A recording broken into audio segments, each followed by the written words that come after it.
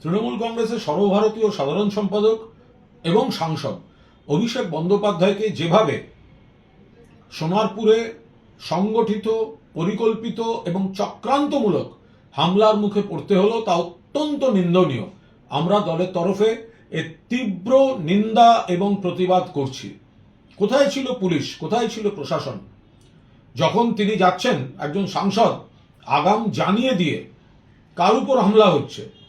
হামলা হচ্ছে একজন সাংসদের উপর, একটি দলের সর্বভারতীয় সাধারণ সম্পাদকের উপর, এবং যিনি একজন দক্ষ সাংসদ বলে প্রমাণিত, এবং দেশের একটা খুব প্রয়োজনের সময় যখন সারা পৃথিবীতে বিভিন্ন সাংসদদের প্রতিনিধি দল পাঠানো হচ্ছে, তখন যিনি তার অন্যতম মুখ ছিলেন, দেশের অন্যতম মুখ ছিলেন, সেই অভিষেক বন্দ্যোপাধ্যায়কে যেভাবে নিগ্রহ করা হয়েছে, ঠান্ডা মাথায় করা হচ্ছে, এটা হচ্ছেটা কি? তাহলে পুলিশ কি করছিল? কেন্দ্রীয় বাহিনী কি করছিল? একে তো ওখানে পোস্টপল ভায়োলেন্স দেখতে যাওয়ার সময় তৃণমূল কংগ্রেস নেতৃত্ব তারা যদি কোনো ঘোষিত কর্মসূচি দেন, সঙ্গে সঙ্গে সেখানে একটা জমায়েত করে রাখা হবে এবং তাদের আক্রমণ করা হবে, কুৎসিত আচরণ করা হবে, সেটা ফেসবুকে ভাইরাল করা হবে। এটা তো একটা অত্যন্ত গণতন্ত্র বিরোধী, ফ্যাসিবাদী, স্বৈরাচারী শক্তির একটা গভীর ষড়যন্ত্রমূলক প্রক্রিয়ার মধ্যে চলে যাচ্ছে।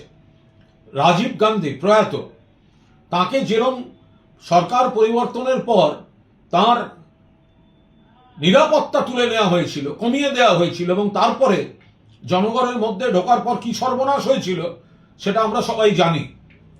আবার যদি উল্টো দিক দেখি, তাহলে আমরা দেখব যে মমতা বন্দ্যোপাধ্যায়ের উপর বারবার যখন হামলা হয়েছে, 1990 সালের 16ই অগস্ট যখন প্রাণঘাতী হামলা হয়েছে হাজরা মোড়ে, তারপরে ওই হামলা থেকে কি করে মমতা বন্দ্যোপাধ্যায় আরো দুর্জয় জননেত্রী হয়ে উঠেছেন। এখন অভিষেক বন্দ্যোপাধ্যায়কে আক্রমণ করে বাংলায় কি ধরনের আইনের শাসনের কথা বলছে বিজেপি, সেটা জনসমক্ষে এসে গিয়েছে।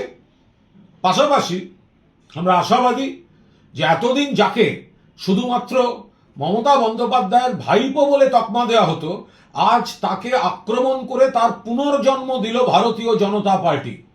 আজ তার পুনর্জন্ম দিল। এতদিন শুধুমাত্র ভাইপো বলে যাকে অভিহিত করত, আজ পরিকল্পিতভাবে তার উপর আক্রমণ করে তার নেতৃত্বকে প্রতিষ্ঠা করে দিল। এবং অভিষেক বন্দ্যোপাধ্যায় তার স্নায়ুযুদ্ধে আজকের দিনটিকে যদি অতিক্রম করে আসতে পারেন, তার নমুনা আমরা এখনই দেখতে পাচ্ছি, তার ইঙ্গিত দেখতে পাচ্ছি।